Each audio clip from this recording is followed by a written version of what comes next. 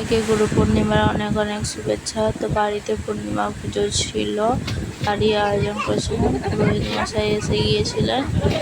আর এখানে আমি অল্প কিছু আয়োজন করে রেখেছিলাম। তারপরে পুরোহিত মশাই এসে বাকিটা শুরু করলেন তিনি তেনার মতন করে। পুজো তো শুরু হলো। সব কিছু আয়োজন করার পর আমি এখানে বাড়িতে চারদিকে ধুনো দেখিয়ে দিয়েছিলাম। পুরোহিত মশাই পুজো করা শুরু করে দিয়েছিলেন। পুজো চলছিল, সেইখানে আমার মেয়ে এখানে ঝাঁঝ বাজাচ্ছে, শাশুড়ি মা শঙ্খ বাজাচ্ছে, তাদেরকেও তো তুলে রাখলাম বন্দি করে।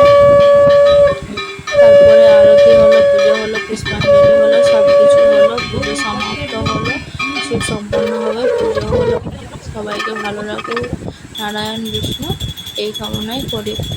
তোমরা বাড়িতে কার কার বাড়িতে পূর্ণিমা পূজা করো জানিও কমেন্ট করে। আর আমার এই ছোট্ট ব্লগটা ভালো লাগলে একটু লাইক কমেন্ট শেয়ার করো প্লিজ। আজকের মতন এই টাটা।